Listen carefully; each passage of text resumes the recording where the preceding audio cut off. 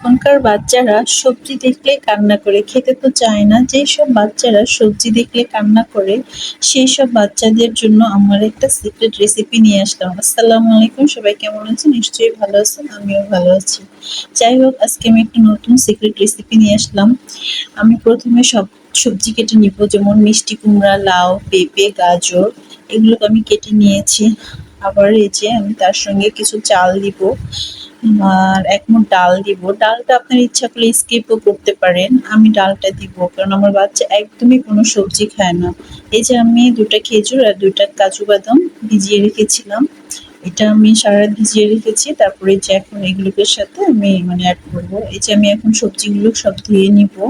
ধুয়ে আমি এটা সিদ্ধ করে দিব। আসলে আমার বাচ্চাটা একদমই সবজি খায় না। এজন্য ওর টয়লেটটা এতটাই কষা হয়েছে যে খুব কষ্ট হয়। তাই আমি নিজে থেকে এটা রেসিপিটা করলাম। এই যে আমি সিদ্ধ করে নিয়েছি। এখন আমি এই যে বাদাম আর খেজুর ধুয়ে ব্লেন্ডার করে নিব সব একসাথে। ব্লেন্ডার করলে জিনিসটা অনেক সুন্দর ফিনিশিং হয়। আমি আমার বাচ্চাকে এভাবেই খাওয়াই। আপনারা যেসব আপুদের বাচ্চারা সবজি খায় না, তাদেরকে আপনি এইভাবে সবজিটা খাওয়াইতে পারেন। এতে করে শরীরও ভালো থাকলো, খাওয়াও হইলো। কেননা আমার বাচ্চাটার প্রচুর কষা, সেই কারণে আমার বাচ্চাকে আমি এইভাবে সবজি খাওয়াই। ও তো সবজি একদমই পছন্দ করে না। তাই আমার বাচ্চা যত চালাক, তার চেয়ে বেশি চালাক তার বাবা মা, সেটা তো সে জানে না। এই যে আমার বাচ্চাকে আমি এইভাবেই আর কি খাওয়াই সবজিটা।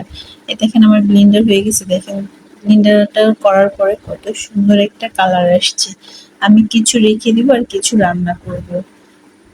এখন আমি এটার ভিতরে দুধ দিয়ে দিব, গরুর দুধ। পায়েসের মতন আর কি রান্না করব। খেতে খুবই টেস্ট। আমি একটু খেয়ে দেখছি, খারাপ লাগে না, ভালোই লাগে। পরিমাণ মতন আমি দুধ দিয়ে দিব। প্রতিদিন আমার বাচ্চাটাকে আমি ১ পা করে দুধ খাওয়াই। আপনারা সেই অনুযায়ী খাওয়াবেন।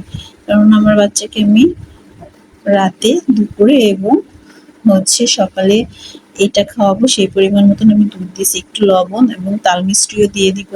দেখেন দুধটা দেওয়ার পরে কত সুন্দর হয়েছে। এই দেখেন কত সুন্দর একটা কালার আসছে, আর এই যে সুন্দর পায়েসের মতন হয়ে গেছে। খেতে খুবই মজা। যেসব আপুদের বাচ্চারা সবজি খায় না, আপনারা এটা ট্রাই করতে পারেন।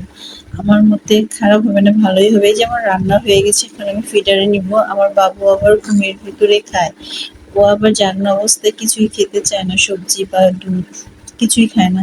তাই আমি ওকে ঘুমের ভিতরে খাওয়াই। যে আমি এখন ফিডারে ভরে নিচ্ছি, বাকিটা আমি ঢেকে রেখে দিব। আমার ফিডারে ভরা হয়ে গেছে। এখন আমি ওকে ঘুমের ভিতরে এটা খাইয়ে দেব। এই দেখেন এখন আমি এইটা ঘুমের ভিতরে যে খাইয়ে দিচ্ছে। যাই হোক, আমার ভিডিওটা কেমন লেগেছে, যেসব আপুদের বাচ্চারা সবজি খায় না, তারা এইভাবে খাওয়াইতে পারেন। আজকে